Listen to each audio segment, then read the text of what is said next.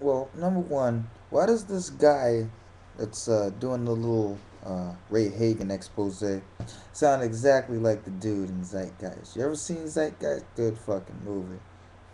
And what's sad is the same voice was the same person talking about, oh, well, Horus was born 25 years, on December 25th. Why did December 25th in some solstice? And he was mentioning Krishna too. He got the same shit from the actual guy. So if y'all two are conflicting, what the fuck is going on here, man? Two problems with Mr. Ray Hagen. You ready? Okay. First problem. Uh, you don't blame. How can I put this in words you can understand? This dude was a pastor for about 30 years. He explained his whole story on how he like heard that Horus was the same story as Jesus, and he flipped on some guy, and eventually he found out it might be true. You mean to tell me, like now he's saying Jesus doesn't exist when you mean to tell me he was a pastor for 30 years and you never once heard Jesus speak to you? Not even just to say hi. You've never prayed and gotten one single solitary answer from Jesus himself. And you was praying to this guy for 30 years. Something's wrong with you, bro. Something's wrong. Something's definitely wrong with that picture. Another thing is the proof.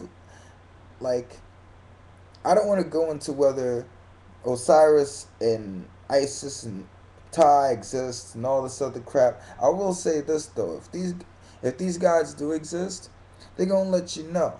You know what I mean? And I've had to look for them a couple times. Not sure enough, I found them.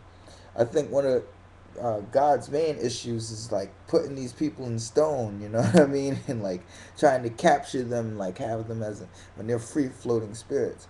That was always a bad thing. Another issue that seems very similar is the Amen.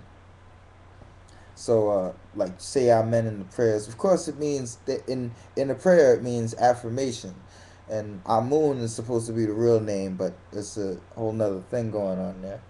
Um, Next problem is you don't go against Paul either. Never go against Paul. These guys are like they start with the whole little oh Jesus doesn't exist. There's a story stolen from Africa. Then they go into this whole little we don't like Paul thing. Paul was sent to the Gentiles. It wasn't sent to you. It wasn't sent to the black man.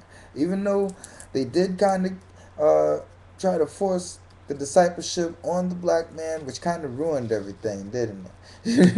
But I'm I'm sure there's a Jesus. I've gotten a couple of answers. And if, like, you was a pastor for all them times, maybe Jesus is leading you to these gods to say, here's your spirituality back. I'm sorry. You know what I'm saying? And you're not catching it. You're just saying, oh, this stuff doesn't exist. But it's funny how they start. I warned this guy, like they're gonna try to flip their story around, and like nobody believed me. And sure enough, they flipped the story around. Now they're like, "Oh, don't listen to Ray Hagen." Like, come on. Like you really think anybody was really listening to him in the first place? And now you're like, "Oh, I don't like this guy." Ugh. Get alive, get alive. Hotep and Sayonara. Remember that here's oh yeah, do the gods exist?